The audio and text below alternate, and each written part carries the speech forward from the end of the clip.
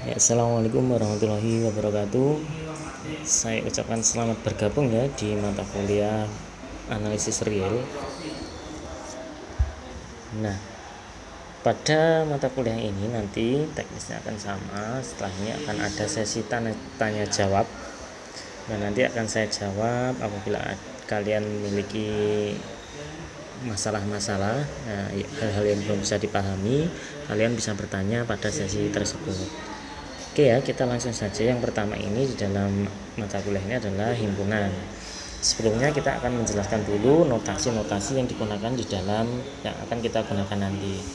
Yang pertama adalah anggota, tanda keanggotaan, simbol keanggotaan. Jadi X anggota A itu simbolnya seperti ini. Atau X elemen A. X elemen dari himpunan A, seperti itu ya. Kalau ini di strip seperti ini berarti X bukan anggota dari himpunan A, atau X bukan elemen dari himpunan A, seperti itu ya. Terus ini himpunan bagian. Nah, himpunan bagian itu A, himpunan A itu termuat di dalam B. Kalau ada strip bawahnya nanti akan ada bedanya dengan yang ini. Kalau ada strip bawahnya berarti ini kemungkinan juga A itu sama dengan B. Jadi himpunan bagian ini A merupakan himpunan bagian dari B. A itu termuat di dalam B. Himpunan A itu semua elemennya itu ada di dalam himpunan B juga, dan atau A itu sama dengan himpunan B, seperti itu ya biasanya. Nanti himpunan bagian. Terus kalau yang dibalik ini, himpunan bagian dibalik ini namanya superset ya. Bacanya B superset A atau B super himpunan dari A, seperti itu. Artinya B itu meliputi A. Terus yang ini namanya himpunan bagian sejati, yang dimana bawahnya tidak ada stretnya. Artinya ini hanya A itu seluruh elemen dari A itu juga merupakan elemen dari B, tapi himpunan A-nya tidak sama dengan himpunan B. Nah, bedanya itu. Ini himpunan bagian sejati. Seperti itu ya. Kita lanjutkan. Definisi himpunan, saya kira ini tidak perlu dijelaskan lagi. Himpunan itu adalah sekumpulan ya. Kumpulan dari elemen-elemen ya, seperti itu. Terus ini ada notasinya, itu biasanya di sini. Ini X anggota S, sedemikian hingga PX, artinya semua elemen X di himpunan S yang memiliki sifat PX ya, seperti itu. Biasanya juga sifatnya ini ditulis di depan. Kita lanjutkan. Contoh, X anggota himpunan bilangan bulat. Untuk X-nya anggota himpunan genap. Nah, artinya X itu anggota himpunan bilangan bulat yang genap, seperti itu ya. Bisa juga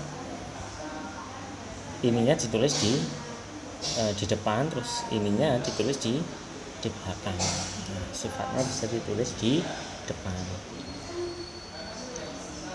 Kalau seperti ini himpunan bulat yang bagaimana? Himpunan bulat yang memiliki sifat genap, seperti itu loh. Nah, ini himpunan bilangan real yang memiliki sifat 8X sama dengan 7, seperti itu. Bisa juga ini sifatnya ditaruh di depan, enggak apa-apa. Terus ini mengenai operasi himpunan, ada gabungan, saya nggak usah jelaskan lagi ya. Irisan, terus komplement. Komplement ini seperti ini, misalkan A garis miring kiri ya. A garis miring kiri B, itu artinya sama dengan X itu anggota A dan X itu bukan anggota B. Berarti X anggota A berarti hanya yang bagian A, terus irisannya tidak masuk, seperti itu ya. Nah, dari sini itu ada teorema lain yang bisa diturunkan dari sini. Operasi antar himpunan, yaitu jika A, B, C itu himpunan, maka ini ya himpunan A komplement B gabungan C itu sama dengan A komplement B irisan A komplement C, dan seperti itu.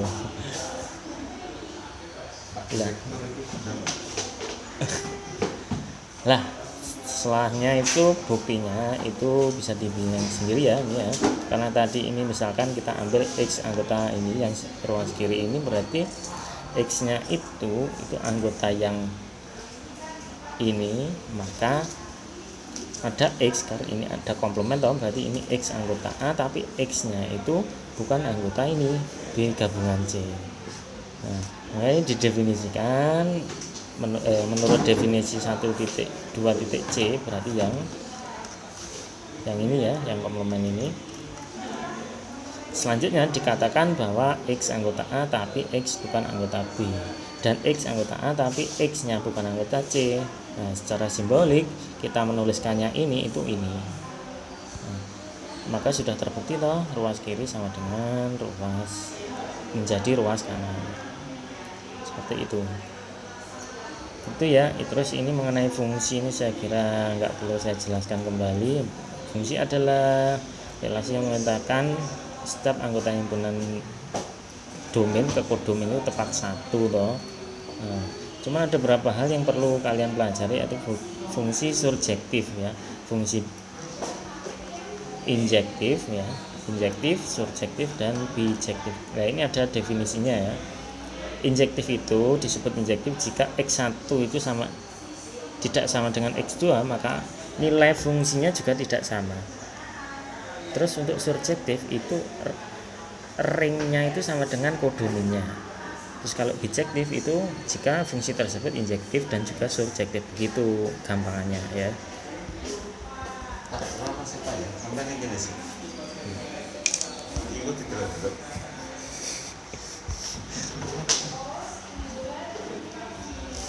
Contohnya ini yang injektif dulu. Nah,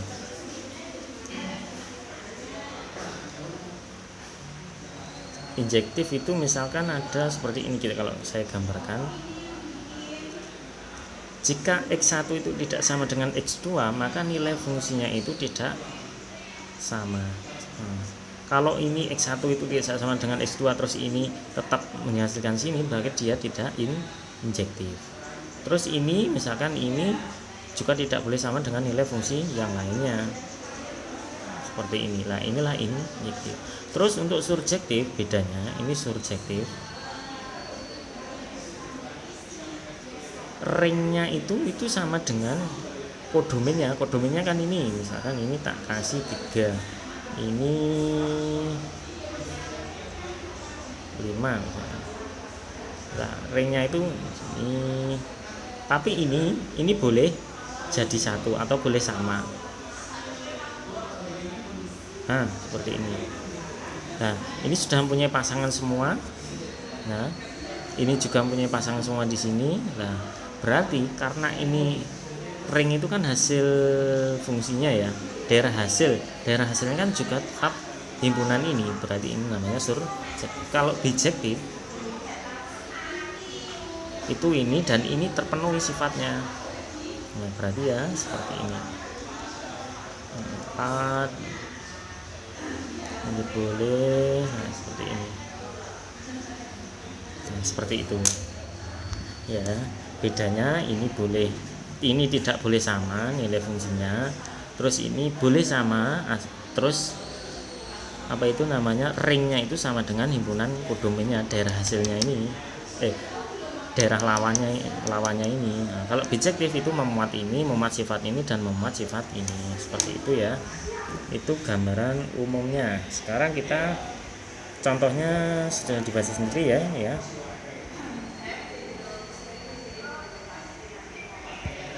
Seperti itu. Terus inverse fungsi itu berarti kebalikannya. Nah, misalkan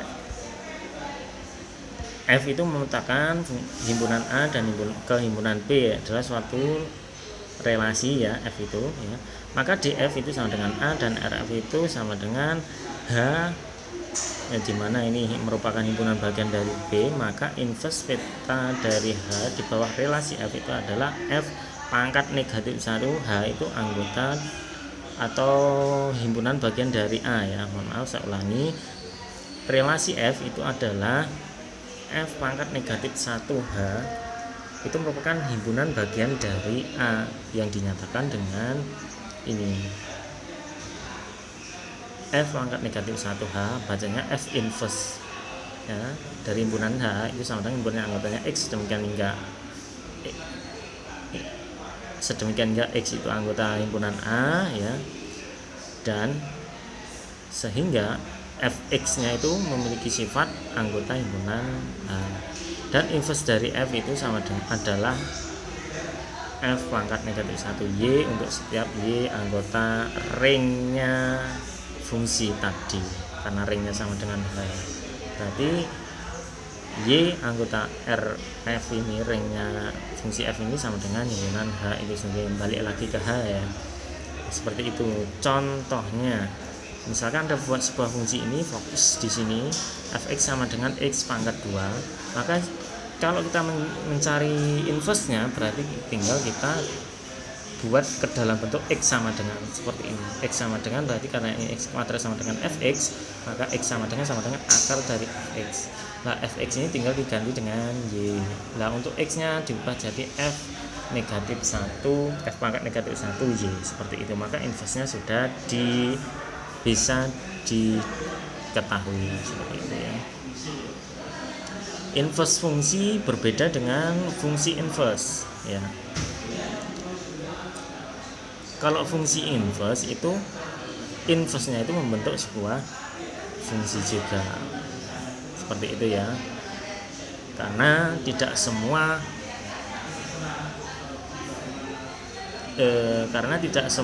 inverse dari suatu fungsi itu memiliki relasi yang bisa disebut sebagai fungsi.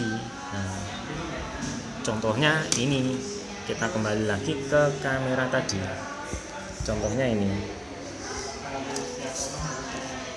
misalkan fungsi F ya, fungsi F ini dari A ke B.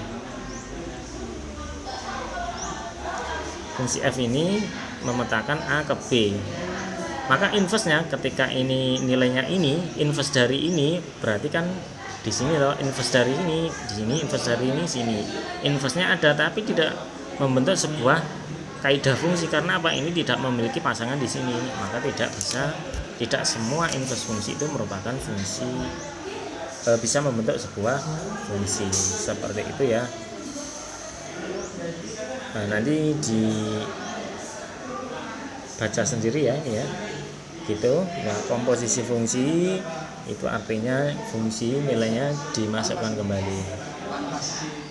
Enggak masuk.